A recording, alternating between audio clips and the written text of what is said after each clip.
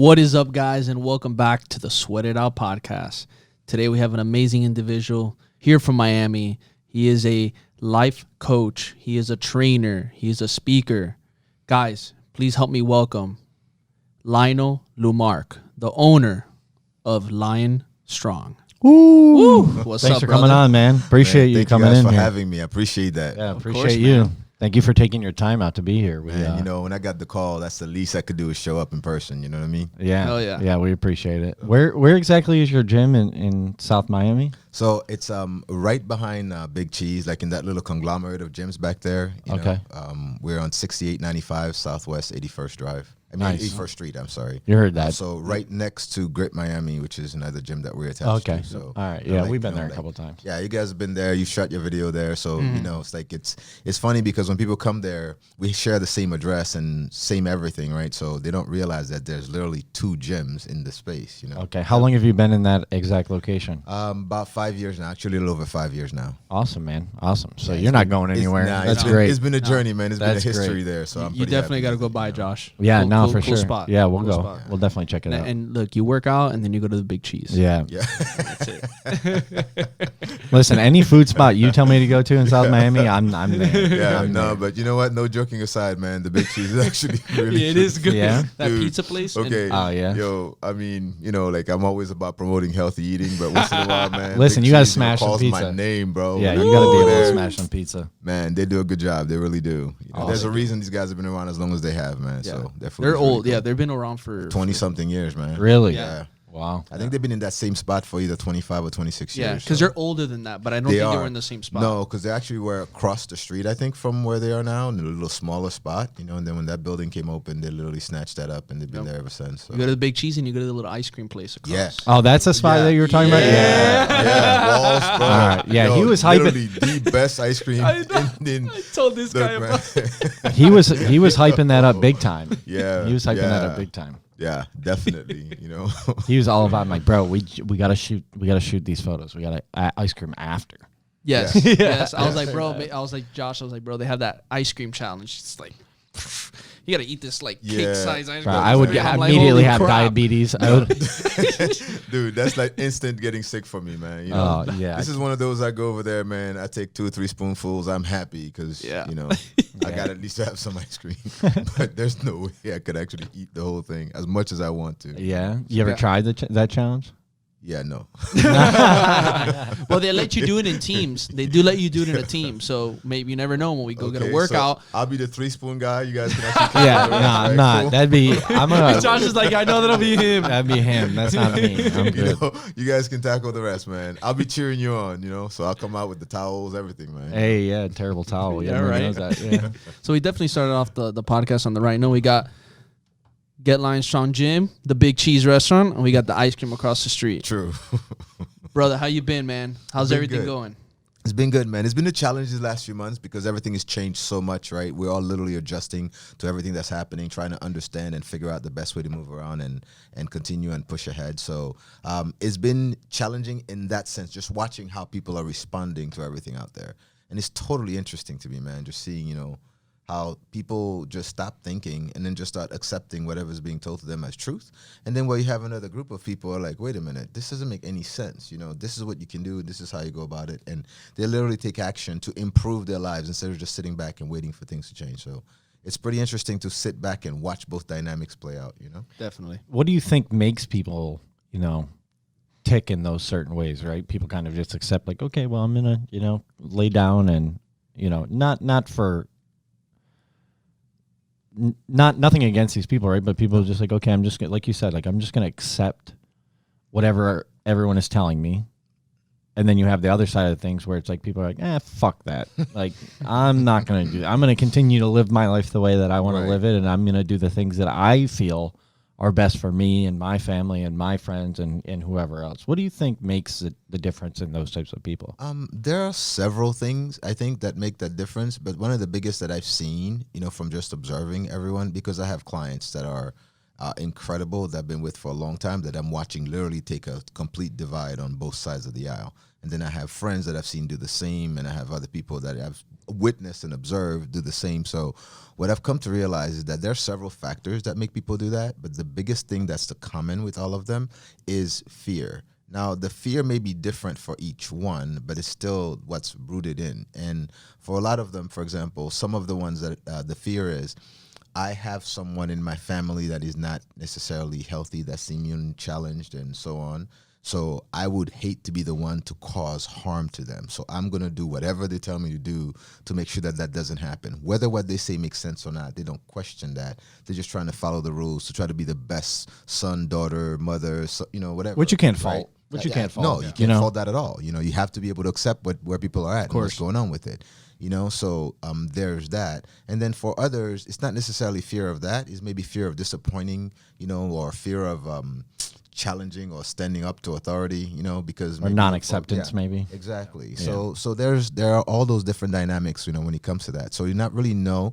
I mean, it's been interesting because it can be really polarizing, man. Because you either stand on one side or the other. It's really hard to find someone that accepts both for what they are, right? Because most people either like, you have to be this way and it's this, or you have to be that way and it's that. And I watch them just completely go at it, right? It's kind of like the political thing going on right now. You're either one or the other, right? True. And everybody's fighting and, I'm right, no, I'm right, no, I'm right, no, I'm right. It's just, and I just think it's really nuts, man. Just pull back a little bit and just stop talking and just watch. And then you'll absolutely understand where people are coming from. And I think if people took the time to do that, they'd have a completely different approach to how we can fix this issue.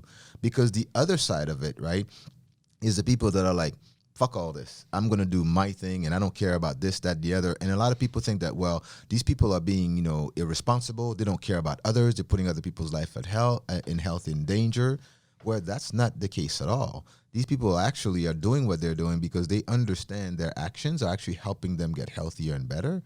Now, granted, some can be really aggressive in a sense, in terms of I'm going to put it in your face and make you accept what I want to do, whereas others can be more diplomatic about it, and I think if really everyone was to take an opportunity to just understand where each side is coming from and accept that, look, we don't have to agree, but we can still coexist and actually make everything work together. Amen. Right. It'd be so much better, Yeah, I agree, man. I think, and I have this battles with some of my own friends. Like, I'm from, middle of nowhere, upstate New York. We have where like the region's called the Thousand Islands. I know the region. Yeah, Clayton. Yeah, that's my hometown. Cool, for real. Yeah, how do you know? How the fuck do you know about Clayton? Well, I'm one of those people, man, that's a geography buff. So when I first came to this country, I'm originally from Haiti. So for people that don't know, when I came here, I was 14 years old. I lived in New York. That's literally where I moved to. Right? But the city, or in the city? I was in the city. I mean, when I first got there, I was in Brooklyn. Because most people who live in the city, like They anything never above venture out the anything city. above Westchester County, they're like, oh no, they that's don't even- that's Canada. Yeah, You're in Canada. To Westchester County. What are you talking about? Yeah.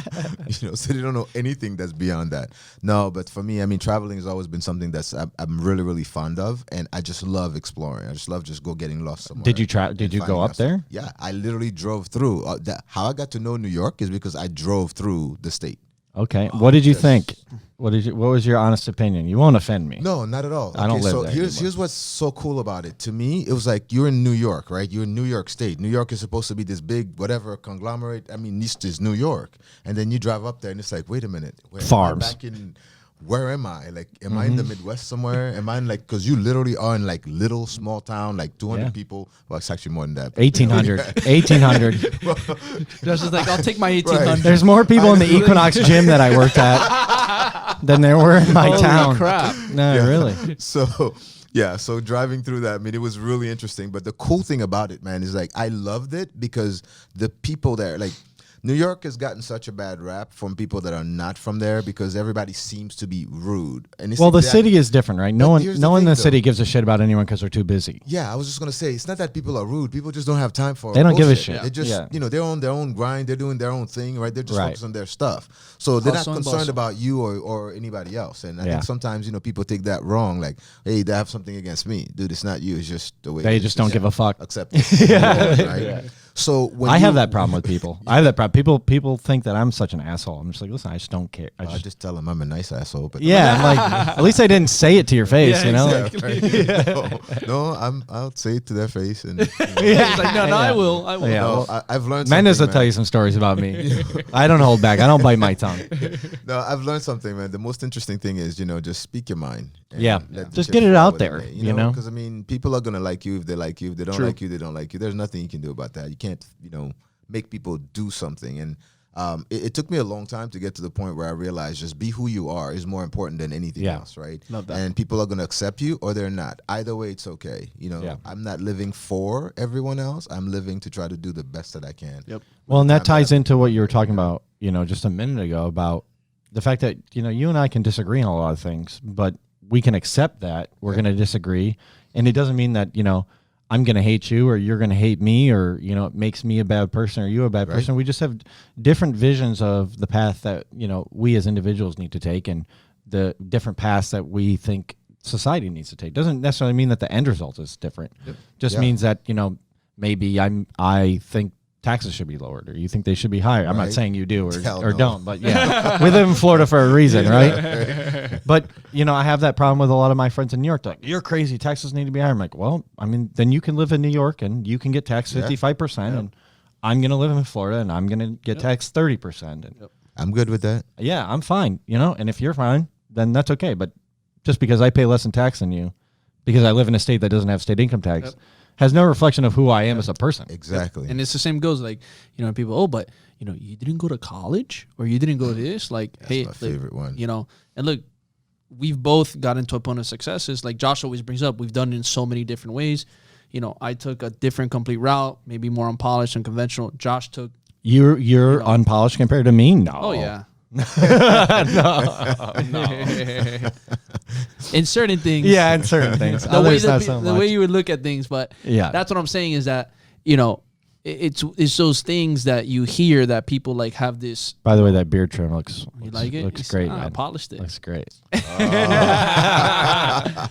So since we're segueing to beards, Fuck you guys. This is Fuck different. you guys. This is different. I'm gonna leave the room. yeah. So we're talking about beards. I'm not gonna say anything. No, mine got to the point where it's like, okay, I was hearing had the wifey Wolfman Jack wifey kept saying, She puts that foot down. It's over. Yep. She's like, it's time. She's like, your kisses are, they're pinching me. Or they're this or they're that. And I'm like, Yeah, that's definitely a problem. yeah. Yeah, I was like, I don't think I'll ever have that problem. So I think we're good. So I'm should good. we just there. call I you was like, it's that Patches. time. Yeah, you can call me whatever you want, man. Okay, It's all just love. checking.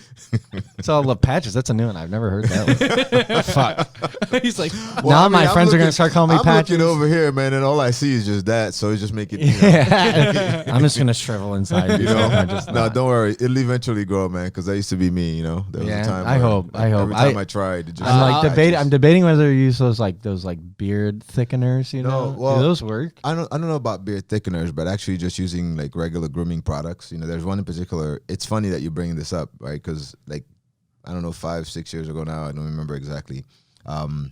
You for the life of me, I couldn't grow a beard if I tried. I mean, I'd have patches literally everywhere, And I got hope then. yeah, a buddy of mine. He has this company. He's actually out in Tampa now because he used to be in Fort Myers, but he moved out there. And they make natural soap products, and a lot of what he does is specializing towards. What's the beards. company called? It's called Soapalicious. shout out. Hey. Dude, yo, this stuff is the bomb. Literally, that's Yeah. all I use. I don't use anything else. And he made the stuff, and I saw it. I was like, oh, this is pretty cool. I want to try it out, right? And I tried out some of his beard oil, and I didn't have anything, right? And it just so happened that when I was doing this was right around November, and I'm like, all right, cool. We just did the whole breast cancer thing for the women. No shave now November it's no now. shave November for the men. So It's my favorite I'm not month. shaving anything, but I'm going to use this thing just to be able to help me, because part of the problem with me was every time my hair would grow, I would get some ingrown hairs, and it would just hurt like hell. It would itch like crazy. I never really would let it get to that point, so I just shave, right? And I used this stuff, man. Never had any issues at all. Everything was just nice and smooth. And in December, I looked in the mirror, and I'm like, this actually looks cool. Never Yeah, came off since. every time I've done No Shave November, by the end of November, it just looks like I'm gonna like lure kids into a van with some candy. You know, I'm like, Jesus, I gotta. And if I just do the mustache, if I just do Movember, it's even worse. It's even worse. I look like Ted let's Bundy. get your the friend- Movember part, man. That is not a good. Let's no. get your friend to send Josh some soap Alicious. Yeah, maybe if you're listening. Yeah, man. I Hey, could JJ, look- if you're look- listening to this, bro, send these guys out some stuff, man. That's it. You know? Look, I've been able to grow a beard since I was like in 8th grade. Liar. 7th I Fourth swear. grade. Fourth grade. Bro, I'm telling you, I remember I used to go to private school and they'd be like, "Can you please shave that mustache? Can you please?" And I'm like, "Oh, jeez." Yo. But I remember in summer for football, I used to let that shit grow. Everybody was just like, "Jesus Christ, it's Nah, Jesus." I have. If I shave this beard, I look like a 14-year-old child. It's embarrassing. I kind of have that problem. So it's part of the reason why this stays and it's not coming out. Yeah, nah. I mean, for as patchy as it is, it's not gonna go anywhere. Yeah. Maybe one day. I got aspirations. Yeah, man. Just- you know, it's Just keep cool. looking at me. Yeah. Manifest my future. Manifest it. Bring into the existence. Yeah. So, with COVID and everything, how have things shifted for you at the gym? What processes have you guys implemented that are, different than what you had pre-COVID? Kind of enlighten us on that. I mean, neither of us have a gym. Sure. So I'm sure that there are some struggles. You know what's interesting, right? When I'm looking at my processes now versus before, they're not that much different. I mean, really the only thing that's changed is the amount of times that we clean per day. That's it. Everything else was the same. Because, I mean, we were really like, well, I mean, I'm kind of that guy, right? Like, I'm almost like, anal about cleaning and making sure everything is clean. And, so. That's not a my bad gym- thing. No, I don't Not think for a so. gym. Not for a gym. Because, I mean, my Cesspool biggest of staph fear, right, infection usually was in people gyms. coming in there and like having something happen to them there. For sure. So my Yep. gym is clean enough where I can lay on the floor and eat there and not worry about anything because I take care of it. I've And I can always attest to done that. I've been to you your know? gym a few times, so Yeah. I've seen it. I've been there. Like, look, I don't have the nicest whatever, where you have like fancy $100,000 worth of equipment and beautiful marble floors. Well, you got that new dope art piece that you threw Yeah, up. So that- wait. I yeah. saw that on Instagram the other Yeah. day, and I brought it up to you before the podcast. Yeah, no, that's for sure. And I'll talk about that, because my boy Rudy did an incredible job with that, man. But the place, what I do have in the place though, is a place that is clean. You walk in, you don't have to worry about like anything, happening. So we took the precautions, with making sure that we spaced out the floor, evenly. So I have literally spaced out 12 and a half feet between every single person. So, I can have my gym full and everybody's working out and no one has to be next to anybody and worrying about that part. So we've taken those steps, we've like done all the other things. But, when it came to cleaning more, I mean, we just started actually cleaning more often, number one. But number two, we also have a company coming in once a week and thoroughly from top to bottom, man, go through everything in the gym and disinfect everything and really like, sanitize the air basically after everything is done. So I know that starting next week, that if there was a chance that something came through, it's not going to be there by the time we come back to the gym and do anything again. So That's great, That's man. been good, No, and I know about seeing everything you do. I know I can always tell that your client base is very very loyal to you. Thanks. And you're always on point and giving the best experience because it shows. And I know we've talked about certain things too. And I know before even with the COVID stuff, certain things aren't controllable, certain things aren't controllable. So Like COVID, nobody saw this coming. Nah, not at all. I never saw this reaction from anybody about this. Yeah. That's been like the most interesting thing to just watch happen. Yeah, it has been very polarizing. Yeah. As we already mentioned, it's an interesting time that we're in. And I think everyone's trying to adapt and adjust the best they can, and gym owners are no different. Luckily, at least in my opinion, gym owners in general tend to be very adaptable people, right? Yeah. Because especially when you're not talking about these big box gyms that just churn and burn people, right? Yeah. When you have like a brick and mortar mom and pop shop like you have, right? You have to care more, Absolutely. and you have to be able to adapt to what feedback you're getting from your clientele. At least that's what I've seen from all the local gyms that I've been to. No, absolutely. I mean, first of all, like I don't have hundreds of clients, right, that I'm working with. So it's a very small group to begin with, right? So when anything happens to offset that, you need to make sure that you're always available and present to be able to cater to your people the way that they need, right? Because, I mean, look, if people want to just go to a big box gym, they can go spend, a little bit of money and go wherever they're going to go and get that, right? They're coming to me for something specific. They're coming to me for service. They're coming to me for learning certain things and getting certain results, right? So I want to make sure that I'm always delivering on that. And that's something that I've learned is that I can't do that if I have 50 people in front of me and I'm trying to just like cheerlead everybody. Yeah, we both been there before. Yeah, it's difficult. So so I don't like that approach. I'd rather just, be very catered one-on-one or, one on a very, very small group and actually really give everybody my attention and help everyone get to where they want to go. That to me is way more rewarding and more fulfilling than anything else. For sure. So, and I think we can also agree, like, during these times, like, I feel like it helps, us having, similarities in the tools that we use in our training and I some heard of the you kill it with approaches. the steel mace. Yeah. So I approaches heard like you're nasty. You guys will get along big time. Oh yeah, man, we got to get a workout in for sure. Yeah. So I think we can all agree that having those tools in our arsenal helps a lot during times like this where, you're seeing big box gyms where they rely on all these machines and people coming in, all this stuff where you can take your tools outside. Yep. You can take them at your clients' houses. You can use your body weight, know. Yeah, I haven't trained even anyone in the gym, like even in the inside gym, in a couple months, like 5 months. You know what's funny months. as we're talking about this, right? Because we're literally having this conversation now because since this started, we took our morning group outside. And when we got the go-ahead to come back into the gym to start training, They didn't want to do it, did they? No, they still haven't been back in the gym. We're None still of my not back clients- inside. none of my clients My wanna go morning crew trains outside. They just don't like. And we're talking about slowly coming back in now. That may or may not happen in the next few weeks. We're gonna see. But. And then you got the run around the gym once and then run to the big cheese and run back. And then just Right. No, but when I say we train outside, I don't mean outside of the gym, like outside, like we're not even near the gym at all, which is Really? kind of neat. So it's been fun though. It's been a cool experience. Everybody else, when I'm working with my clients one-on-one and, with our small semi-private groups, we do all of that stuff inside. Our afternoon group, we now do that inside as well. But, the morning, they're still holding out, man. They're holding out strong for that, so. Well, I think the good thing to say is that, these people are still working with you. Yeah. And, you listen. still have that strong retention in your business. I got to say, man, I am truly blessed when it comes to this because I have people that truly believe in what I'm doing with them and they're sticking with me and, we're going through it all. We're having our ups and our downs and we're enjoying the ride all the way, and it's fun. I mean, I get to, these people are not just my clients. These people are my friends. These people are like my family. You know what I mean? I care about them. They care about me and it's really neat to see everybody just supporting each other in the way that they have, so it's super cool. I'm really truly blessed on that. I never ever take that for granted. I get up with a spring in my step every morning, knowing that man, I got a group of people that's waiting for me to come and do some cool stuff with.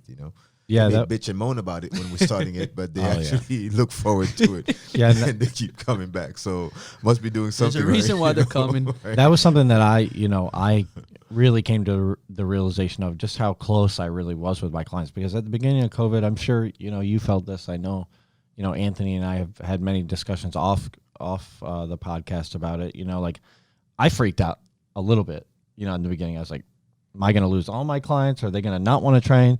And instead of that, they fucking double and triple down. They're like, nah, fuck that. Like, I mean, I was honest with them. I was like, listen, if you guys do not train, I'm going to be on the street for sure. 100%. I could go maybe a couple months, but 6 months, 7 months, like we're in now, there's no way I would have been able to make it financially. Yeah. And I told them that, and they responded, in the best way I possibly could have ever imagined. Like, all right, not only are we going to train, we're going to fucking train every day. We're going to be super consistent. We're going to take this shit seriously now. Yep. Music to my ears. Everything I've been trying to get them to do for 5 years. I'm like, it just took one of the biggest pandemics in the history of the world to get you guys to actually take your health seriously. And I was going to say that. I was going to say sometimes that's what we brought up about, the different where, some people will wait will wait until something happens and some people will seize the moment and you'd be like, you know what? Now that I have more time on my hands, let me really start focusing on what I need to focus, whether it's my health, my business, my this. Yeah, because I'm sure you notice it, all the time. Like with our clientele, at least, they travel quite a bit. My clients, at least 2 weeks out of every month, 3/4 of them are gone. Yeah. Half the month, every month. Yeah, I had that a lot. So now that they're here, they're like, fuck, it feels so good to like not have to travel and I get to work out every day. I'm like, I've been telling you this. And even like, in the beginning when some of them, were like strict quarantining, they were like, oh, we'll do FaceTime sessions. But like, I was like, oh, well, I mentioned to them, I was like, we can do FaceTime sessions. Like, I don't know about that. I'm like, just give it a shot.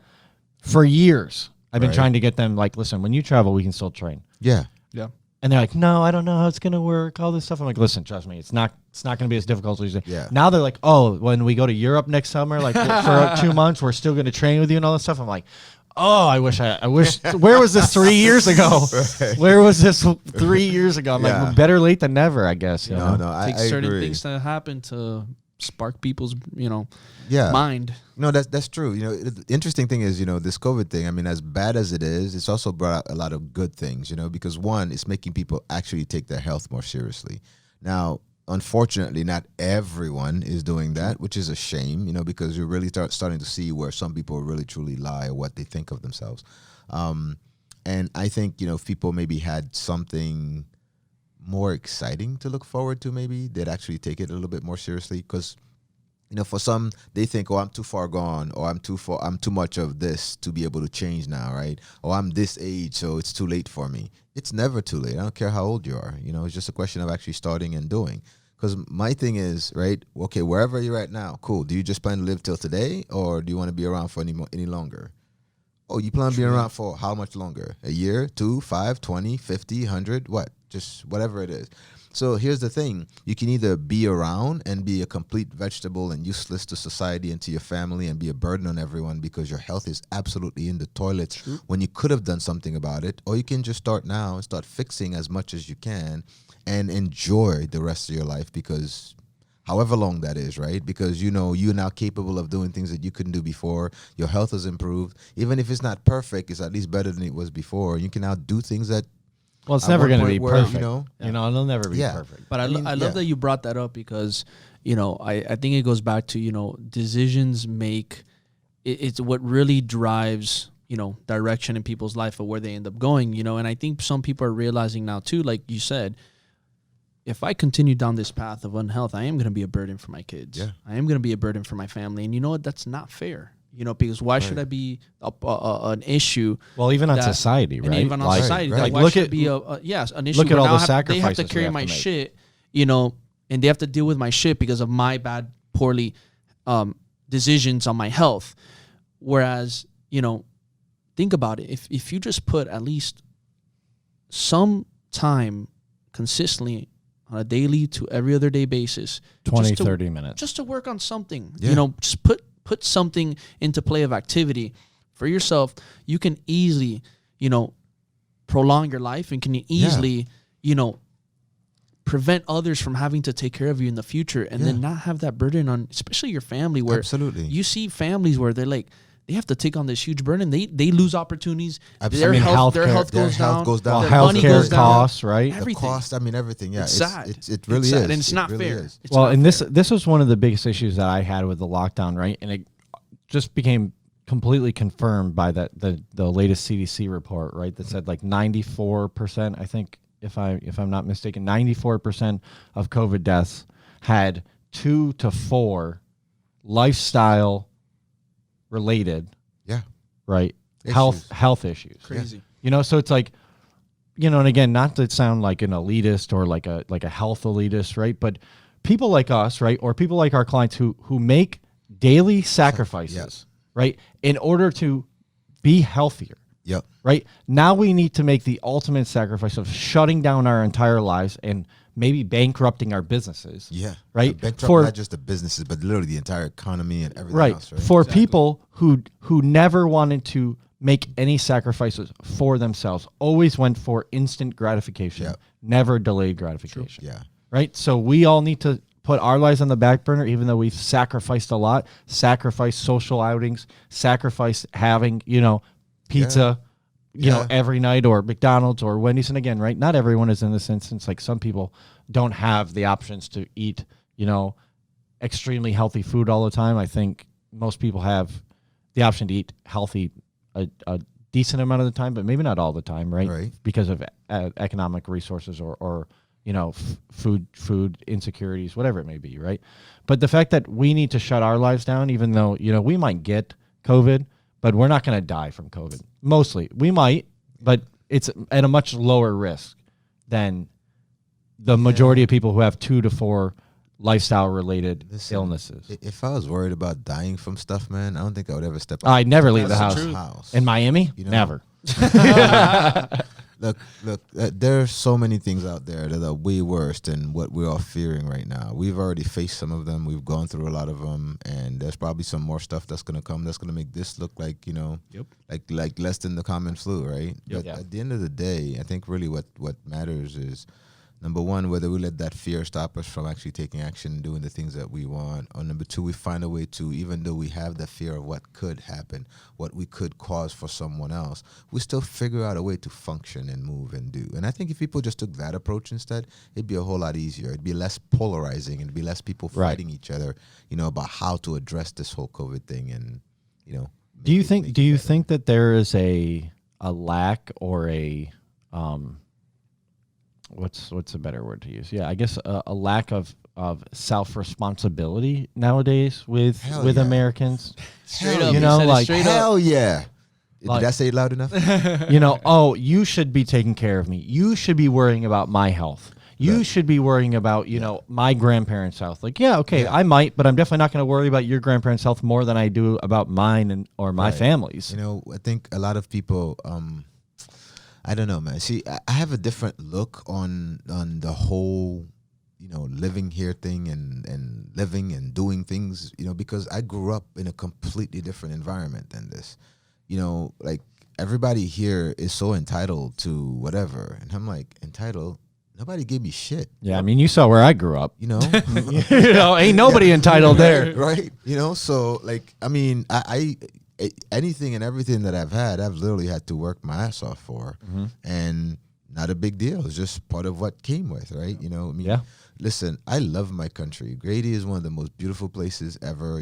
It's really gotten such a bad rap because people make it seem like it's, anyway, I'm not going to rename what, other people have said, but, you guys have all heard it, right? And it's just, it's really unfair because there's a lot of crap that's happened that's been put on there by others, that's been caused by those that quote unquote came to help the Haitian community, and instead they've completely taken advantage and done a whole lot more. I might get murdered after this podcast. Let's just say United States all as a whole. I mean, because there's way more to it than just that, right? No, for sure.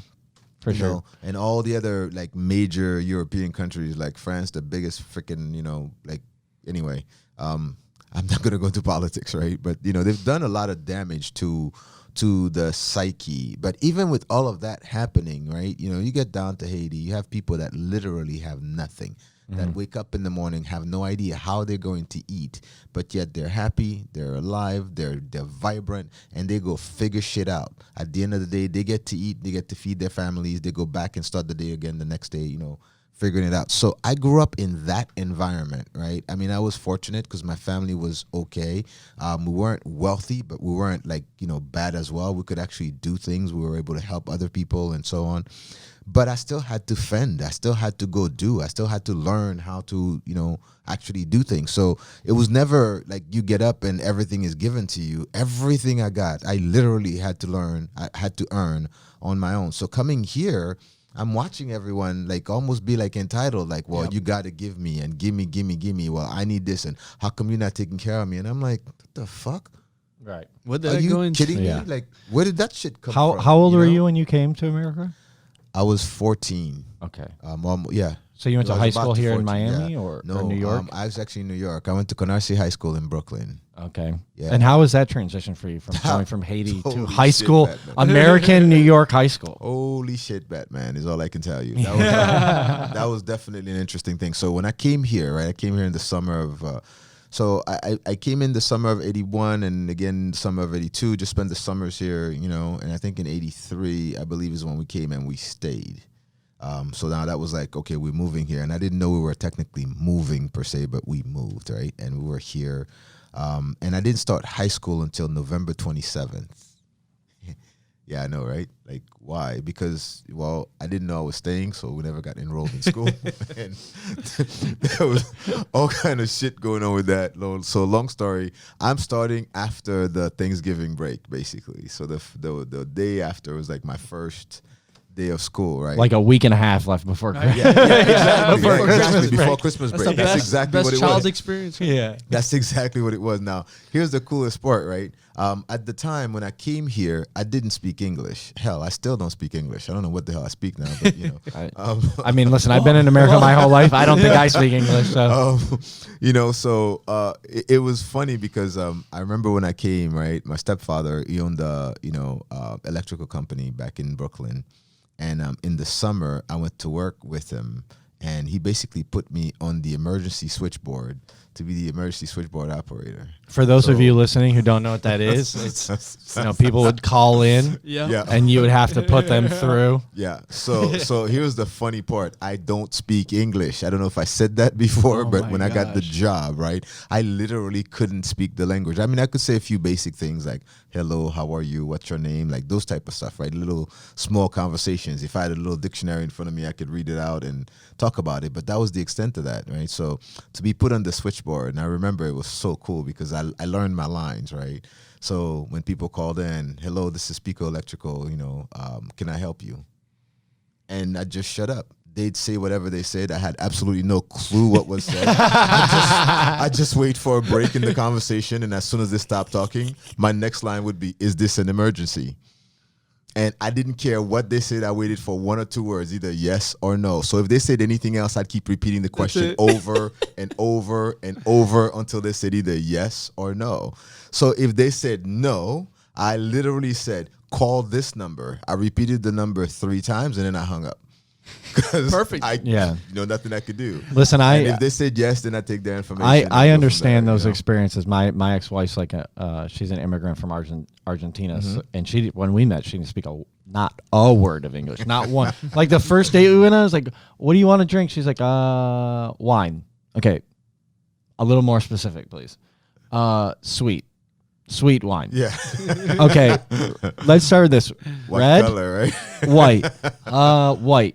White wine, sweet. Okay, let me figure this out. I'm gonna tell you, like Jenny's parents. I don't know how.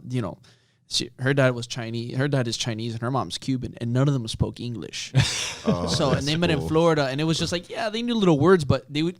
I remember Jenny said, and they told me. Let me tell you how this works. All right, right. Yeah. Now you don't need a lot of talking. Now you're speaking my language. You don't need a lot of talking. But it was just funny. Speaking my language. Yes.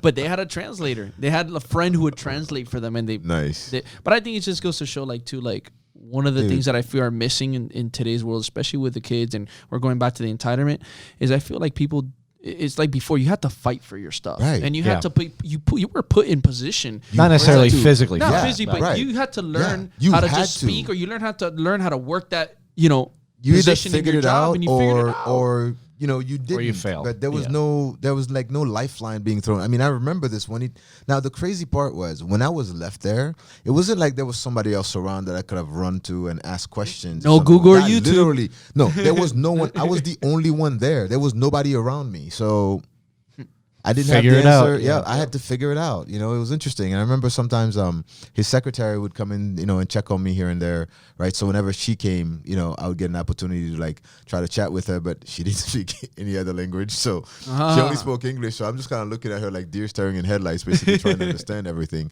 So what helped me was going home every night. I remember this, man. This is one of my fondest memories, right? My mom and I, we would sit there and watch a few things. Number one, during the day, if I got a chance, I'd catch Sesame Street here and there. I'd pick up a few things right there from it. But at nighttime, we'd go back and we'd watch Honeymooners, MASH, I Love Lucy, all of those, right? This is literally how I learned how to speak English, was watching, Jackie Gleason and Art Carney in Honeymooners, right? That's hilarious. That's crazy. That's great. That was that. And then, of course, the whole cast of MASH, man. I mean, I was like, okay, this is kind of fun. So I gotta try that. I gotta ask you, when did fitness start taking a part in the role of your life? Was that early on, as a being a kid in New York, or was that later on, being an older individual, maybe getting into your adult age. When you're saying older individual, Yeah, I'm only damn, 25, bro. man. I don't know what the hell you're talking about. Older No, I'm not talking about now. I'm talking about older, like. he just walked into that one, didn't he? I know, yeah. Right? He's I trying to did. backpedal right Or now. I as he should have speaks, chose my you know? words wisely. Door on right that in the one. As an face. older individual, like, the hell, I'm only 25, bro. I heard that. I was like, oh, fuck. He went there? yeah, right? Now, I mean, granted, you can He's flip a that young head 25 in there, backwards, I am but, right. you I'm know, the young head. He's a baby. no, but I'm I the mean, baby. you can flip that 25 backwards or whatever. Just kind of flip it around. Hey. That'd be kind of more accurate, but, Hey, listen, you got that smooth tone. That's right. You know? That's all that matters. That's how you get the ladies. Yeah, they Doesn't don't even want have me. to speak. All right now. Now I'm telling you, my friends were always like, how do you guys communicate? Like, you want me to you want me to really describe Yeah, how you really detailed don't wanna know. how detailed do you want me to get with this? Because want me to it go can there? yeah I we can go can there. we can talk if you want, but I think that it's best if you just go back over there and Yeah. yeah just yeah just go. yeah. No, it's no, it's been an experience, man. Growing up and actually going through that was really something, neat. And you asked about fitness. When did that come into play? So that came in literally 2 years later. I graduated high school when I was 16. Right after graduation, I graduated on Friday. Started my first job, quote unquote, on Saturday. Quit that same job, that first job on Saturday.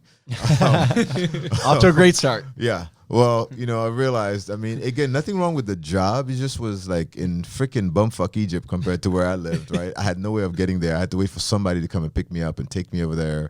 And the whole time that I'm there, I'm listening to this guy tell me how much of a great opportunity I have working in this place. And if I play my cards right, in 5 years, I could become some whatever. And I'm like, dude, I'm just trying to get a job for the summer so I can pay for school. I have no interest in doing this. But this guy was just like, so adamant about the fact that I have a huge opportunity with this thing, and that wasn't my thing, and so I realized, look, if I stay there, I'm gonna end up like either hating me or hating him or a combination of both, right? So I just needed to go, and I left. And that next day, I took all of my graduation money and walked into this is gonna date me now, I love right? graduation money. Yeah, right. So I went to, this is literally going to date me because some of you guys are going to have no idea what I'm talking about. I walked into a service merchandise.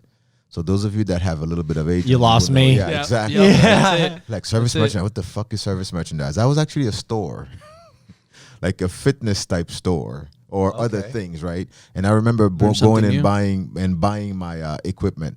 I bought a Marcy bench set with the whole weights and everything else. You guys still don't know what the hell I'm talking No. about, right? No. Yeah. No. exactly. Okay, so 90s babies. Yeah, shit. 90s babies. This was in 1985, guys. Okay, I let that sink in. So I bought my Marcy bench set. It came with 135 pounds in weights, right? Plastic.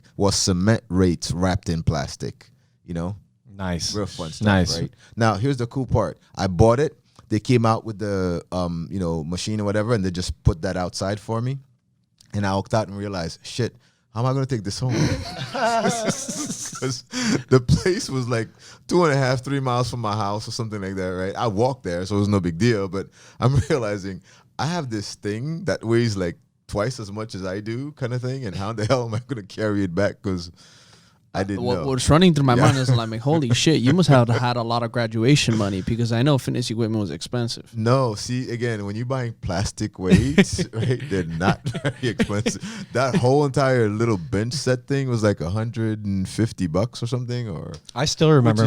I still remember my first experience with like weights. My friend and all through elementary school, middle school, high school, his parents ran like a health food store in the local city, right? Right. Not a city. It's like a small town compared to what we're living in now.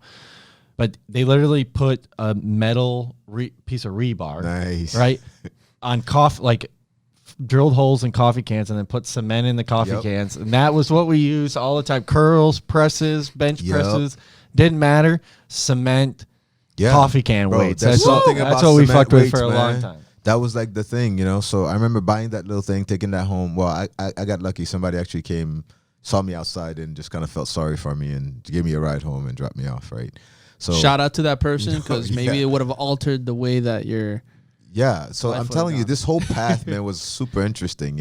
I put that thing together in my basement, and I go to work. Like for a month, man, I'm like working out with that thing, and after a month, weights are too little. I'm like, I can't, I need more, and I don't know what to do. And I remember I was running, and I run past this store every day. There was a Nautilus gym, which was, again, back then was like the cream of the crop. This is kind of like what Equinox is like, kind of like today. That was like that type, but. I was running by there, and I stopped dead in my tracks, because right on the door there was a little sticker that says 30 days for $30. I mean, that sounds like a big deal, but back in 1985, Equinox, I mean, not see, because of you guys, right? It's our fault. No, Nautilus Gym was $175 a month for the membership. Jesus. Exactly. Wow.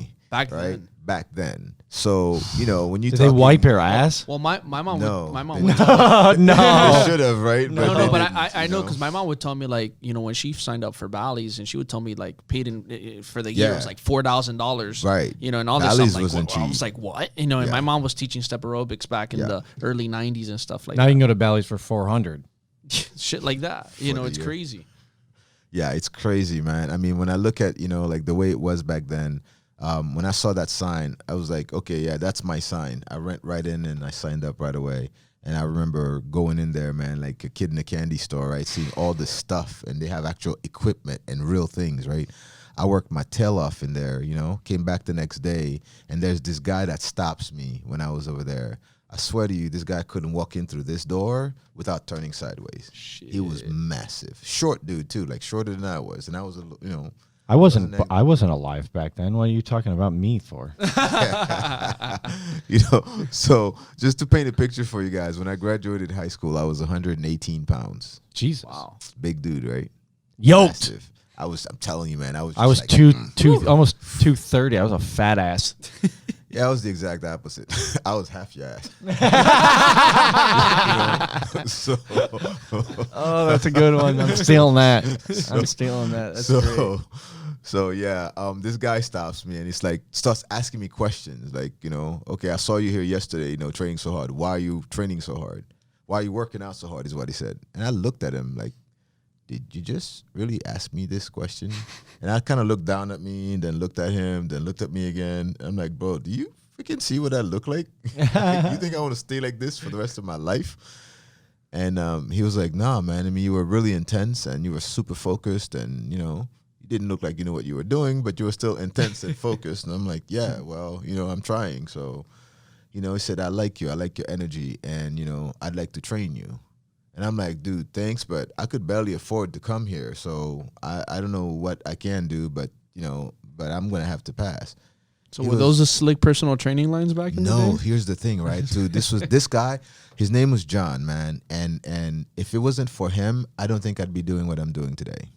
He literally changed my life, man. I think know? I think that's a big part of most, high performing fitness professionals. I know I have a very similar story to that. Like a guy in high school Yeah. who was like, rinky dink gym. I mean, you've been in my town. There's not many people, so you can imagine what our high school gym looked like, right? Like this.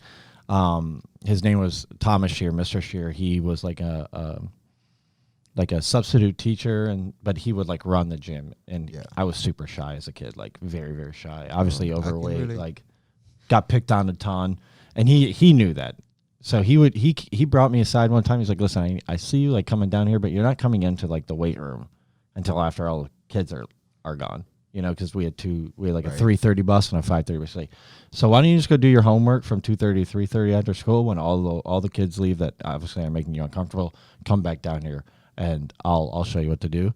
And dude was like repping 225 with his feet up like 35, 40 times with like Shit. 2 heart attacks. Dude was a monster.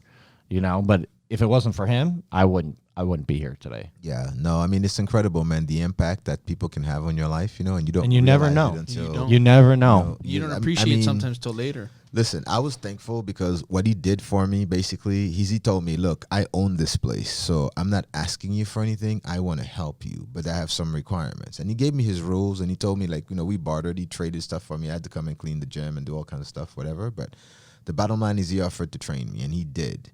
And I worked with him for like just the summer, right? Because I was getting ready for school and everything else. And man, this guy, he was a stickler for movement. Like I wasn't allowed to touch a single machine in there. God bless him. Back then, God bless him. Wow. Listen, everybody was benching. He's and a curling unicorn. and whatever, right? The first time I actually got on a trainer from the bench, I future. was in my 40s. Really? Bench press, yeah. Wow. 'Cause, Really? I mean, I just never, because I was never something I was taught. I was not allowed to touch any of that stuff. No barbells, no nothing, right? So the only thing that I did with this guy was just, we did a ton of body weight stuff. You really work with me on mechanics, man, learning how to move, because it's like, look, you need to know how to actually use your body. Like a lot of people, they want to get big muscles and get to this point, and then they can't walk through a door properly, You want to get to a point where no matter what you look like, you want people to always underestimate what you're capable of, So let me ask you, how did you get into steel mace training? Obviously I'm a big, fan of it myself. It's, what I teach a lot of my clients and what I love to help instill in other people. So I always like to pick people's brains who are, kind of hooked like I am. So what got you into steel mace training? Dude, okay, so this is, let me think here. I think I first saw something with a mace like about 7-8 years ago, and it just absolutely piqued my interest. I was like, okay, what is this thing? I got to figure out how to. From Rick Brown, or like, where do you remember? No, where? it wasn't actually. So here's the thing: like, I didn't meet like Rick until like. Shout out to Rick Brown, 5 Mr. years. Mace Man. Yeah, so He's that great. he didn't come into play until like 5 years later. So it was funny because when I saw this, like, I had no idea what it was. I just know I was intrigued by watching somebody swinging this thing around their head.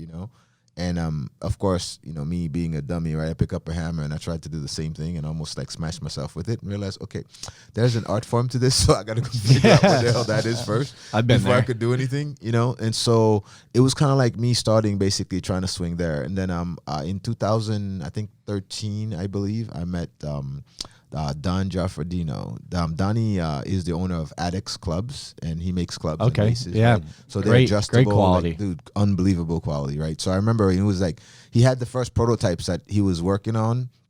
He'd already like done some kind of pre-production stuff and everything else, right? And he came up with the design of the adjustable ones that he had. And he was talking about this club thing, and I'm like, what the hell is he talking about? Until he took it out, I'm like, oh, that's a smaller version of the stuff that I saw. And I was, of course, instantly hooked, right? So, I had a set from him and, got to use that, got to get really comfortable with the clubs and knowing what to do. What made it cool is that I could adjust the weight. I could go from 3.5 pounds to 25 pounds and go anything and everything in between, right? So it helped me develop a range and learn like there's so much more you can do with this than what initially meets the eye, right? And when I got comfortable with that, I started picking up the hammer again and started swinging that and getting more and more comfortable with it.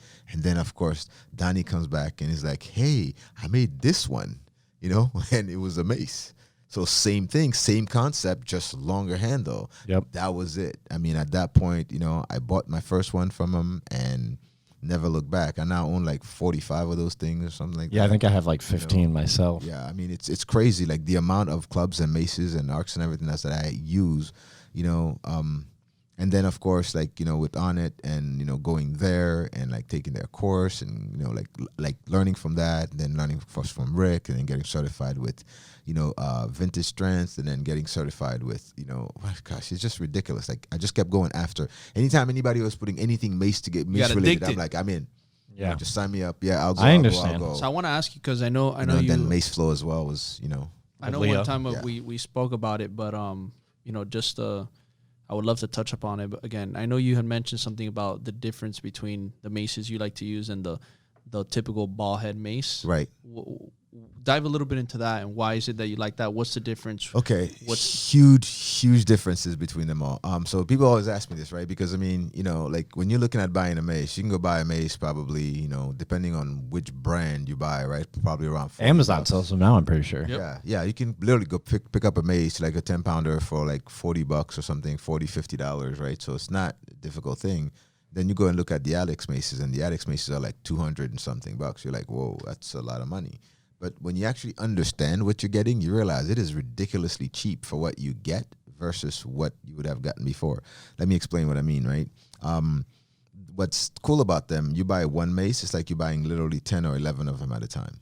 because the mace handle by itself, if you just take out the bottom, is 7.5 pounds. And then you have weights that are adjustable from 2.5 pounds all the way up, right? So the whole set comes to 30. So just imagine going 7.5, 10, 12.5, 15, 17.5, 20, and so on. You have all of those. And all it takes is just one flick of the wrist, boom, add the weight, remove the weight, and you can kind of go back and forth, and train as heavy as you want or as light as you want. I just thought that was really cool and neat, right? That I could actually have more than one without actually having more than one, Yeah, because they're a bitch when you have like 10 of them. Oh, yeah. Yeah, right? And you're trying to do some stuff, and you got to carry them all. Yeah, you're like, do I use the 10? No, Yeah. okay, the 15? right. No, okay, but I really want to swing heavy, so I want to bring the 30. Yeah. Like, Yeah, so I mean, and I looked at that because when I actually started pricing, maces, right? Okay, yeah, maybe buying one, sure, it's cheaper to go ahead and go that route. But if you're planning on getting more than one, by the time you start adding the others, especially when you're going heavier, well, shit, it's a whole lot less money that you're spending. You're literally saving like $300. Yeah, those 30, 35 pounders are like 150 a piece or more. So just think about this: if you have 135 pound, right? That's $300 already, right there, or over $300. And then you have all the others that you have to go spend on, right? So it just made sense to me. When I saw that, I was like, wow, that's brilliant. I want that. But what's also unique about them, man, is the quality is very different. Like the handle is thinner than most of the others. Right, it's square, right? No, it's still round. It's like a 1-inch handle instead of like the 1.5 or 2 inches like most of the other ones are, right? Right. And so you don't think it makes a big difference until you actually gripping and swinging that thing. It is so smooth to swing, because you don't have to have a death grip on it to be able to hold the mace, You could literally hold the mace with 2 fingers, no matter how heavy it is, and swing it around like it's nothing. It's really, really neat, man. And it just like, it flows well. So, for that purpose, I love using it, especially if I'm trying to swing heavy. Now, because of steel mace flow and, working a lot with that, I also use like the Onnit style maces, right, with the ball and everything else, for that. And I think that's super cool. But what I found, man, is that I can flow with both of them. It doesn't matter which one I have in my hands, right? But it's just like for class purposes and all that kind of stuff. Sometimes it's just easier to just send them the solid one, just say, here, there you go, and work with that because people are getting comfortable with it. But whenever people ask me, my response is always the same. It depends on what your purpose is. If you just want one mace, one specific size, and you're not planning on doing anything else with it except whatever it is that you're going to learn, then it doesn't matter which one you get. Just kind of find what one that's comfortable for you. I can recommend a few names like Set for Set, Onnit. Those are good quality, obviously, yes, right, to they be are. able to get that. So you can use those. You can even go with like the bare knuckles one from Adex. That's also another good one, to use. But those are all like solid one piece, nothing else.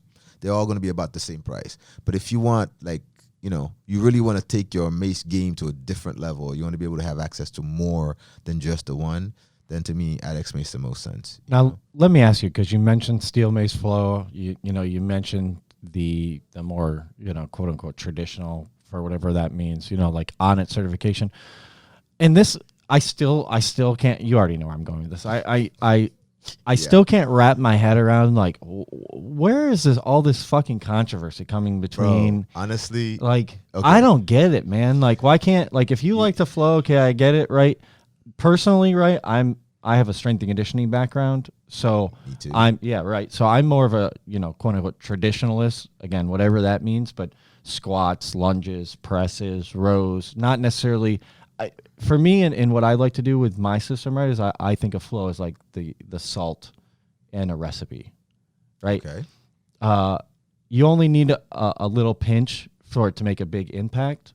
But I understand where other people are coming from who might be more flow oriented, right? And I don't shame them, or you can do whatever you want. But where is all this fucking hate and back and forth coming from between, steel mace flow and, whether it be E6 Viking Ninja or, I see Rick Brown get into the mix a little bit here. All the time. Listen, so it's funny, man, because like social I said, media. I've been around for quite a long time, but I've literally just been in the background. And it's funny because most people same, man. I try to stay out of that. Look, I don't need the spotlight. I don't need to be like in front of everybody, whatever. Hey, look at me, look at I me. mean, I do like I'm the attention. guy. No.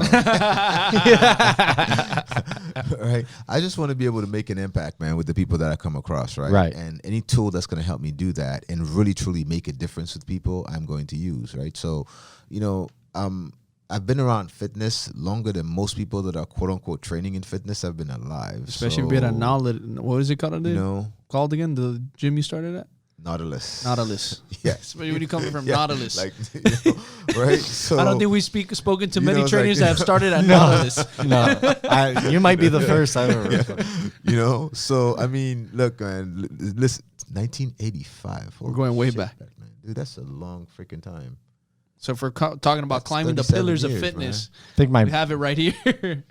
That's a long time, right? To be around, like doing stuff and learning and changing and developing. And what I've seen, right, again, that it seems like there's, and it's not just with the steel mace thing that you're bringing up, right? Because, there's like. Yeah, I just wanted to pick your brain on that because obviously you knew what I was talking about before I even finished. You got it with the kettlebells, the body weight flows, all that shit. You get it with everything, man, because you got the traditional, well, we lift this way, and then you got everything else. And it's like, clash. I'm like, dude, do you realize you're all doing the same shit? We're just trying to get people to move and do better. Right. So why fight? Why not just incorporate a little bit from everything and make it better, Right. So for me, I never thought that, okay, well, this thing is bad and that thing is bad. Listen, there are inherently things that people shouldn't do because they're hurting themselves because they don't know how to do it well. I get that. Why not just be smart enough, though, to really learn and understand everything that's out there? And then you can pick and choose what works for you and what works for your clientele. And then leave all the rest of it out. You don't need to go around bashing everybody else for what they're doing or not doing to make your point. Just do your shit. Forget everyone else. They want to do theirs, cool, whatever. That's what floats your boat, makes you happy, fantastic. I don't have to do it, but I don't have to bash you for doing it either. I can just accept the fact that you're doing this, and I'm going to do mine, and let's move forward together. But also I think by doing that, you kind of become more aware of the fact that there are more than one way to, look at sports. There's a gazillion different sports out there, right? Look at the people that are at the top of their sport in every single category. If you line them up all next to each other, they all look fucking different in all kinds of ways. And they all perform at the top of their game in their thing. But if you take them down of their element and try to get them to master somebody else's, well, they're going to kind of suck at that, aren't they? Yeah. Well, some of them won't, but, I mean, I think, at least what I've seen, the argument from the more, standard traditionalists would be like, well, that's not teaching movement patterns and, well, in the fashion that they bullshit. Right, in the fashion that they assume that it needs to be taught, right? Again, I tend to fall more into that realm, at least with how I teach my clients. Like you, I don't really give a fuck what anyone else does with their clients. If their clients enjoy it and their clients are moving more, great, right? Doesn't necessarily mean that's the way I'm gonna I'm gonna lead my practice. So I can understand where the more traditionalists are coming from, right? From the sense of like you and I, right, come from a strength and conditioning background. But again, like you were saying, why does it fucking matter to you? Like, do people have like a scarcity mindset where there's only so many people who want to use the mace in the world? No, and it's never going to grow. I don't think that's what it is at all, honestly. And I'm going to say because I'm so confused. So because I've watched this thing start, and when it started, honestly, I think it came from a place of fear. Because here's why, okay? And I don't want to. And look, I'm really trying really hard right now to bite my tongue and not fucking throw people under the bus right now, because the ones that started this shit really didn't need to. Right. It was out of absolute stupidity, in my opinion, right? So I'm gonna try to avoid speaking any names here, right? But I'm sure you guys are gonna freaking figure it out anyway. So. Yeah, this is not hard. So this whole thing, I mean, I watched this develop because this was at the time, man. I've known Leo now for a good 5+ years. Leo was at the steel mace cert that I took, the first steel mace cert that he was part of the, like he and I got to give Leo a lot of credit because he did early on when I was starting with steel mace, was helping me alongside with ESIC, right? Really learn how to use the tool properly, right? Obviously they both went in very separate directions. Correct. So now it's funny that you're bringing that up, right? Because I mean, so I knew him when he literally first picked this up, like when he first got the cert and whatever, because it was right around the time when I'm learning and all that, right? So that was before I actually went on it and do any of those things. It was just me trying to just not be an Just get asshole about this familiar stuff. with Just getting familiar with the thing Right. and trying to swing and whatever, right? So, and I saw what he was trying to develop, when he was trying to create, because it was different, man, than what everybody else was doing. Very and I was different. like, yo, this is cool as shit. So I reached out to him. I'm like, dude, I like what you're doing, man. We got He taught a workshop at your gym, yeah, right? he did. Yeah. So I'm like, we got to find a way for us to connect and do something together. So 5-6 years ago, when I first moved, actually, yeah, a little over 5 years ago, when I first moving into the gym, I literally tried to get Leo down there to come and do something, right? Like we had it all set up and everything else. I can't remember what the fuck happened, but ended up not happening. He didn't come down. We actually never got to meet in person, but we just stayed come down friends. like he was going to move to Miami? No, like he was going to come down and actually do a Oh, I did the workshop. workshop. Oh, okay. Gotcha. With the mace, because again, that was completely unknown. Like no one sure. around here knew what the fuck that was. It's like a mace. What is a mace? What's that? Is that spray thing? No, fucker, it's not a spray. it's I thought it was a spray. it's not a spray. It's a Holy damn shit. weapon that can really mess you up. But Medieval times, baby. So right around that time, right? We're working working with the guys from Addicts, working with the MaceFit movement and all that stuff, right? Like really like putting some new things together, like trying to bring that into the light, creating our first workshops in Miami, where all of that was done. That was all happening right around that time. All of a sudden, I see something. He posted something, and a comment is made about, oh, look at that freaking, because it was using a 10-pound mace, right? And comment was made about, oh, some whatever fairy dancing with the fucking, whatever, like literally like twirling a baton or something like that. And I looked at who it came from. I'm like, are you fucking kidding me? Why? What's the point of that? They're literally doing the same thing you're doing, just doing it different, and you sitting there talking shit about it.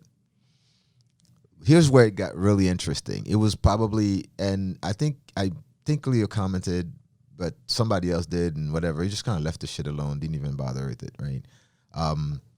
But that just kept going, and it kept going, and it kept putting shit out, and it kept like really like getting on my nerves, because every time I would turn around, I'd hear and see something about it. And I saw something like last month or 2 months yeah, ago. That was really fun. That was a pretty big blowout. Yeah, Same with Leo, right? when that was done, Yeah. when that was done, right? I remember when Vintage Strength, we were literally developing that whole process, right, and creating the games and everything else, where we were going to have our first mace competition, right? So it was all traditional swinging and everything else, right? So Vintage Street games were set, and we're out in Ohio.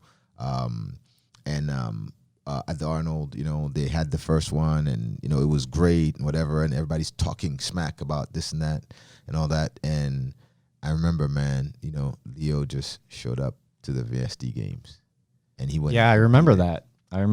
Now everyone is talking smack because He crushed it, he too. didn't do what the traditionalists were doing, right? And he didn't do anything heavy before.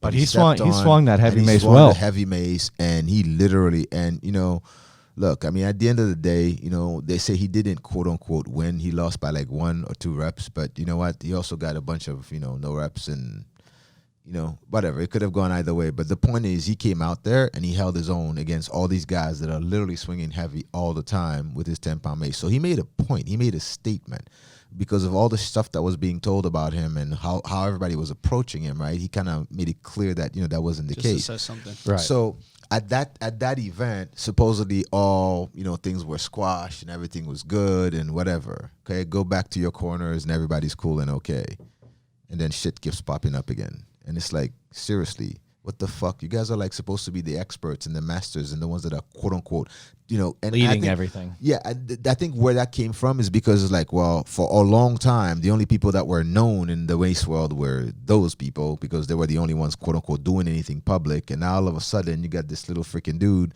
that's twirling around doing some shit different that everybody's like, yo, did you see that? That looks cool. Whoa, I want to try that. Where they never got that response for them. Right. So instead of being happy about the fact that the fucking movement is growing and people are actually picking up a mace and swinging it, they want to point fingers and poke fucking, like. Well, and to be That honest, really bothered me, man, to see that happen. and to be honest, right? And I got to tell you, I lost a ton of respect for those people at that point. It's like, you know what? Fuck them. Yeah, I understand where you're coming from.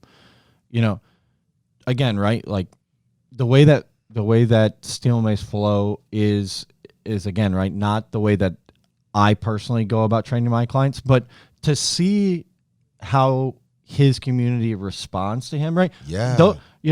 And again, right, the people that I've met within his community are amazing people, right? Yeah. And they obviously, like all of us, have gone through their own shit, Right.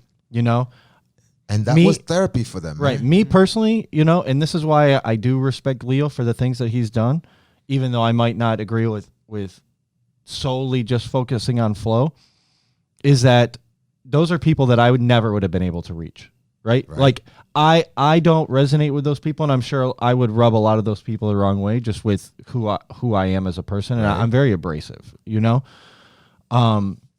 But he was able to tap into that and affect those people in a positive way, and I give him credit for that. You can't not give him credit for that. But here's the interesting thing, right? Because okay, this is where I mean about sometimes you kind of need to put yourself in other people's shoes to be able to really truly understand things. A lot of the people that have knocked that movement and what it is. Look, I'm like, have you ever fucking tried it? If you have, you probably shut the fuck up about the fact that this is not an easy thing. And no, it's definitely. I've tried some. I never took the workshop, but but the flows are fun. Flows are great. So the thing that I've said, because like when I've heard the argument about this, that, and the other, they can't do anything heavy because they're not swinging heavy. I'm like, but have you ever tried that?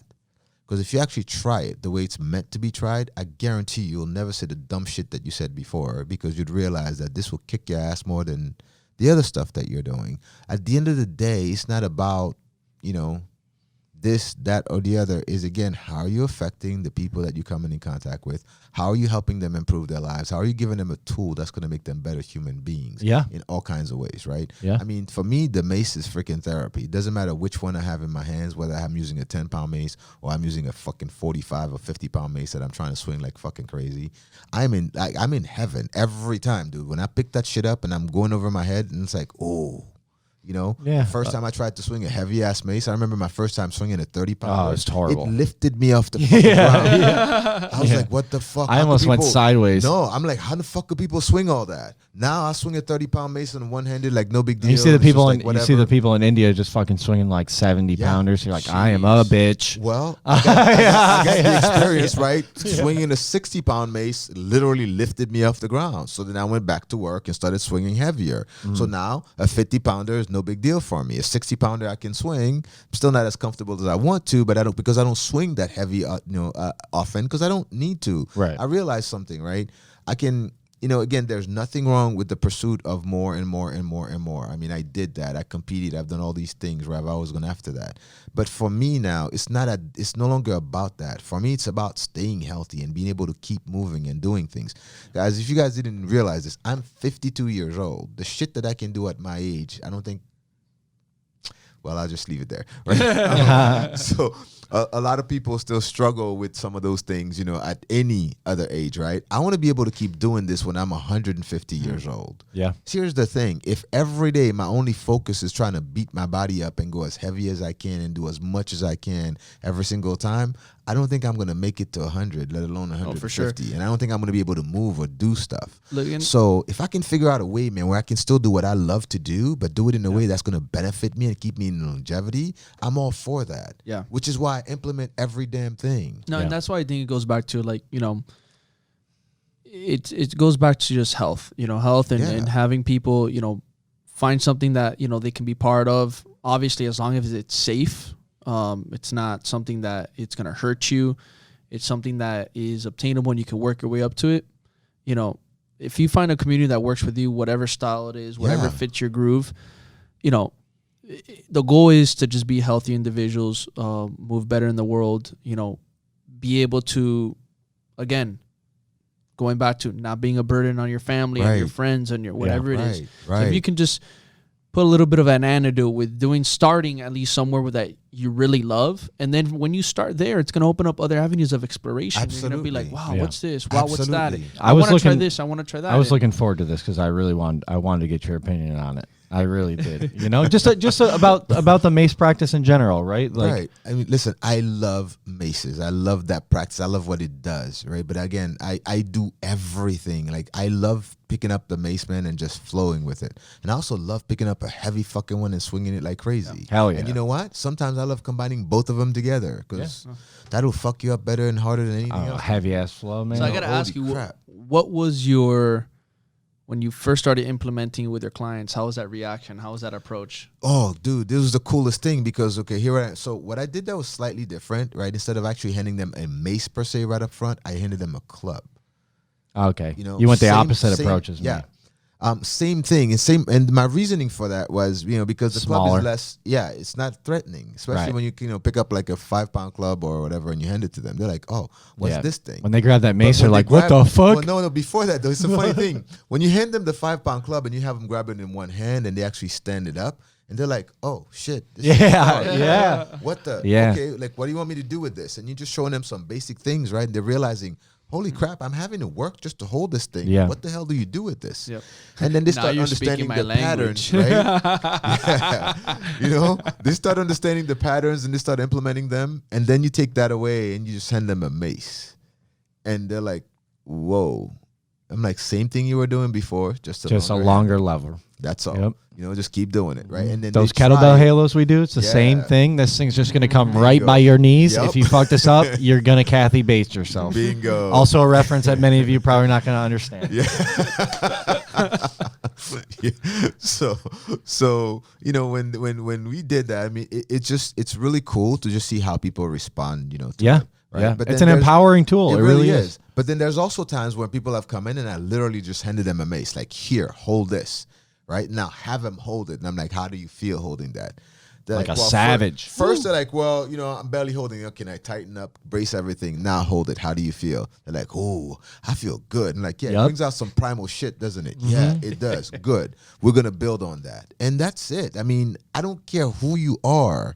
If I put one of those things in your hand, you're going to feel like a badass. Yep. And when you can actually use that shit and you can swing that shit, you are going to be a badass. It is cool and it feels cool. Yeah, 100%. Man. Listen, my oldest client that I work with is turning 92 this month. Wow. And guess Shout what out. she does? She swings a fucking mace. Woo! What a savage. You got to send me some of those videos, right? man. So, you got to take a video and send it to me. I'd love to see that. Man, to see that, right? And it's like, it doesn't matter who you are, man. I mean, the tools and everything else that are out there, if you know how to use them, can benefit people in so many ways, And for me, I mean, like, mace classes are literally like the most fun things that I get to do. Yeah, I used to teach some at anatomy, and people used to love it. People used to love it. Hey man, we're almost at we're at a little over an hour and 15 minutes already. I think you and I could probably talk about maces for till our faces turn blue. Yeah, definitely could. Till that second wave of COVID comes around. Well, that's why we're gonna go. That's why we gotta go to your gym and smash them out. Mendes always likes to finish it off with a couple of questions. But before we do that, why don't you tell everyone where they can find you on Instagram, so any social media, your gym. Awesome. Well, my gym is at 6895 Southwest 81st Street in Miami. So down by the Big Cheese. You can Lion Strong, right? Yep. It's called Lion Strong. Or you can find us on our website is getlionstrong.com, with a Y, by the way. So if you spell it with the I, you'll probably still find us too. And on Instagram, Facebook, we're at Get Lion Strong is how you find us there. Same on Twitter. I don't really use Twitter very much, but I know I have one. So, you might see the same stuff there. We're really easy to get in touch with, man. I mean, you come down to the gym, we'd be more than happy to have you come in and participate in I can't wait. I can't wait. Sure. I'm excited now. I can't wait to swing some mace with you. Heavy and light. Yeah. So now we're doing like mace classes. I'm doing both indoors and outdoors. So on Sundays at 11:30, I do a mace flow type class, outside. It is so much fun. We have all different types of maces and we do all kinds of shit with it, man. And it's cool as hell. And so people really enjoy that. I enjoy the hell out of it, and I don't think I'm ever going to stop that. So that's great, man. I love to hear that. Cool. And then on, Tuesdays, Thursdays, we can also like create like a heavy mace type class. So when somebody really wants to learn like more of the traditional stuff, really develop the strength and everything else, like we have specific classes for that too. So it's beautiful. Neat. Sounds awesome, man. Sounds great. I can't wait to come check out the gym and swing some mace with you. I cannot wait to have you guys there, man. I'm going to put some stuff in your hands that, it's gonna. I'm ready, man. I'm ready. Yeah. So, what's the heaviest mace you've ever swung? I think 40 or 45 pounds on it. Nice. Okay, we're gonna go with like a 50+ one. Good, man. I'm ready. Right, I'm ready. Yeah. So I got the kits for that, man. We'll definitely add that on. It'll be really interesting, man. Hell yeah, man. I'm excited. I'm what excited. about you, Tony? We're gonna drive it through. No, I'm excited too. Yeah, I no. definitely- What's the heaviest mace? Oh, you got? heaviest, bro. Probably the I'm not as 20, big as maybe it was the 20. I tried the 30. Yeah. Yeah, because I had the 30 and I was playing when I started doing a little more consistently, and I got a few reps. Well, I'm gonna enjoy Just- putting a heavy mace in his hands. Yeah. Yeah, it'll be I interesting. definitely gotta get more reps in. We're gonna have to get catch some up to cinder you blocks for guys. his feet. Yeah, man, hold him down. Yeah, that'll be fun. Yeah. No, but there's And we gotta there's hit that nothing body like weight. That, Yeah. Oh yeah. Oh, I got you on that too, man. Yeah, Woo. anytime, bro. Anytime. Yeah, I can't wait. I'm excited. Here's the thing, right? I think as human beings, we were designed to be able to move incredibly well. And it's such a shame, man, to see so many people today that are supposedly fit that can't fucking move worth a shit, Yep. That really like gets under my skin, and I want to do everything I can to help fix that. The problem is a lot of people still want to go back and do just only this because that's what they know, and I understand it. Is that fear of the unknown, fear of starting something that they're not good at? Like, well, what if I can't do it? Well, shit. If a 92-year-old lady can do it, so can you. Preach, Okay? preach. Fuck. She's a badass. So- Oh yeah. She's a I mean, her badass. story is so incredible, man. The stuff that she's been through and the fact that she actually shows up and she can move and she can do things. And pretty much whatever she sees everybody else doing, she's like, I want to try that. I'm That's like, awesome. all right, let's go. Yeah, you can't beat having a Right. client like that. No, it's so much fun, But like her children are the same. I mean, I trained her daughter and son-in-law. Same exact reaction. They're open to just doing things. To see people in their 60s and their 70s and their 80s, that are moving better than they have at any other time in their lives, is pretty freaking rewarding. I agree 100%. It's I beautiful. love that. I really, really love that. Like I said, I mean, they'll come in and they know that they're going to get challenged, but it's a challenge that's beneficial to them because they're able to do things in life that other people that are their peers are struggling with, I just think it's really sad, man, that most people right now can't freaking move. Well, luckily we have, people like yourself there to at least, instill some sort of quality movement and instill some sort of confidence and lead the charge in Miami, right? We need more coaches like you down here. Thank you, man. Amen. I want to see that like grow so much more, man. And then there's some people out there that are really like doing some pretty cool stuff, man. I mean, and there's new movements that are coming around. There's new, like a couple of new spots and everything else that are opening that are really truly focused on helping people fix their shit. So I'm glad to see that, because that's something that's really, really necessary out here. I mean, there's been some of those, but they focus on the elite and, Yeah. And so it's nice to see some things happening for the I agree. average regular person, to be Hell able to yeah, tap man. into. So And you're doing it, man. excited We about that. appreciate you, dude. I appreciate you guys having me here. Of course. Yeah, anytime, man. Anytime. So I definitely want to ask you a few quick Oh, questions. crap. Okay. Rapid This fire. is Here we rapid go. fire. All right. Here we go. Number one, I think we know what it is already, but you never know. Pick one tool. If you're stuck on an island, which one would you pick? Fuck, man, a mace. What do you think? That's why I said. But you never know. Hey, you never know. Yeah, You never know. No, I think it's gonna be a dumbbell. No, a mace. Question number 2. When was actually, you know what? I'll leave this one for. Ooh. I'll leave this one after. Yeah, that's a big one. He's like, hold up. All right. So question number 2. What, besides the mace, going back, what was your favorite exercise that you did right after, through that Nautilus experience? What was your favorite go-to exercise that you would have to choose? If I had to choose one, Yeah. pull-ups. If I had to choose 2, it was pull-ups and dips because that's literally all I did all day pretty much.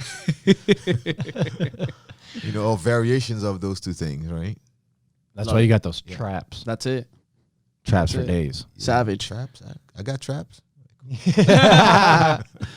All right. Question number 3.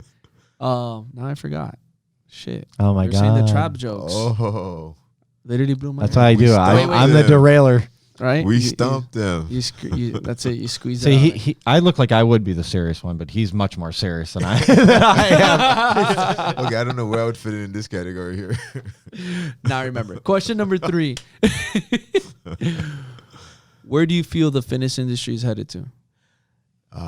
That is a cool question. I see two things happening with the fitness industry right now. One, there's a movement in the fitness industry that's like, I ain't doing shit different. This is what we know. This is what we're doing, and we're going to stick to that, and that's that, which is such a shame because, honestly, I don't think they're going to last very long. I think within the next 5 years, they're going to basically be extinct because people are going to start realizing that that shit doesn't work.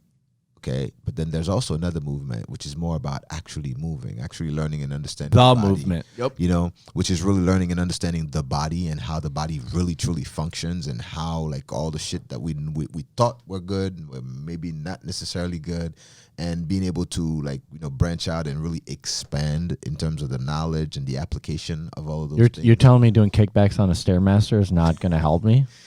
Yeah, Fuck, I've been doing it wrong this whole time. Yep. I'm sorry. How about my waist sorry. trainer? Yeah. Oh, yeah. That's Come on. really gonna help you, bro. Yeah. You know. Yes, it's gonna make a big difference. You know, really. All right, you guys can find my waist trainer on my Instagram. Just swipe up. Links. Is The it links. Does it have the Versailles logo on it? The links in my bio. Okay, $14.99. You can get your own waist trainer. Yeah. So no, man. But there really is a movement out there, you know, about really truly 100%. learning the mechanics of the body and really like applying things the proper way, man, and changing everything else. You know, and there's some people out there that are really leading the charge on that, and it's freaking awesome. I mean, I think Look, I mean, I know one in particular, man, very polarizing. You either like him or you hate his fucking guts, right? But you can't deny that what he's put together is absolutely fucking incredible, and that's Naudi Aguilar with functional patterns, you know? Yeah, that he's stuff like, is- he's a polarizing Like I person. said, in you himself. either like him or you hate his guts. Yeah. There's no in between. You're not going to be like, oh, yeah, he's kind of a nice guy. No, he's an asshole. No, he's an asshole. You know what you're He's getting. an asshole. You Yeah, know what you're getting. but you But know, you cannot deny the stuff that is created and what it's actually doing. And so when people are actually really learning and understanding, right, with all the different movements, like with the animal flow movement, with the steel mace flow, with steel maces, period, with anything and everything having to do with unconventional training being done, when you understand that if you can combine all those things together, you can make the body the most incredible fucking machine that ever existed, because that's what it was meant to be. It's pretty damn cool. by the way, you know? I don't know if you ever thought about starting your own podcast, but you need to. Oh yeah, that voice. You need to, man. Not only the voice, but like But he did. He you're- told me he had segments that he was You're recording. very He articulate. told me he has You know, segments. you're very thoughtful. You know, you really should think about it. All right. Okay. I guess That's I'll it. be studying my We can help. We can help you, man. you. We can help See, you the for move, sure. the For real. movement starts here We can Okay. help. with the podcast. Yeah. Okay. That's you it. guys. All right. That's so it. so that's it. Okay, Handshaked it on it. All right. I just shook on it. So all right, we'll be having the conversation on. But we what have to be do your and- first guest. And okay, yeah, shit. That's a done deal. That's easy as hell. So can we start right now? No, that's cool. It's funny because a few years back I actually did this, and I mentioned that to Anthony before. I had a live show on Facebook. You know, Wow. like, literally. I did over 100. Like I think I have 100. Oh, so you know, you're ready to go. You know, of that, and for some reason we just kind of ended up stopping. You know, and I've always like thought about picking that back up and starting. You again, should, but, man. Yeah, you should. You should. Yeah, I don't know which one would be better, just the podcast or doing the show. Probably a But little it was bit of kinda both. the You could same- do a little same- both. Same idea, just didn't have all this nice setup. Get your that you guys- Patreon account going. That's you know? it. That's it. Yep. All right, well, Run out of your we'll talk place. details, man. You guys literally. Yeah. Oh, yeah. No, of course. Look at Anything. that. Anything you need, Absolutely. we'll help you out. I would absolutely do that because it was fun. It was absolutely fun to do. I mean, I know why you guys do this shit because Yeah, it's man. cool. Yeah. Bringing in people, Why putting them on not? the hot seat, and then just blasting over. Yeah. it, And right? You get to know? wear jeans. You know, you don't. Yeah. Have to, even though you got the. Right. Listen. But- Before I looked under the table, I thought you had a full Canadian tuxedo on. But I'm not gonna lie. I'm like, yo, It's like, wait, if hold he, on. I literally looked on the like, table. hold up. I was like, yo, if this motherfucker's got jeans on, I'm gonna lose it. Dude, I'm that's gonna so fucking lose love it. The Canadian tuxedo. This is the shit. That's I literally I was like, it's like wait. And I saw the chinos. I was like, she's shit. like, okay. I was like, oh, I was gonna lose it on him. Oh man. damn. I haven't heard that shit in a long Oh, time. I love that. That's my favorite. My favorite. My favorite ensemble. That's awesome. So to end things on a great note, last question in one sentence: what's the biggest piece of advice you can leave off to everybody today? Man, just get up and move. Boom. That's it. Appreciate you, man. Thank you so much for Thank coming you on guys for here. having We me appreciate on. you. You're a hell of a Appreciate it, person. man. Thank you. Until Love you, next time, brother. guys.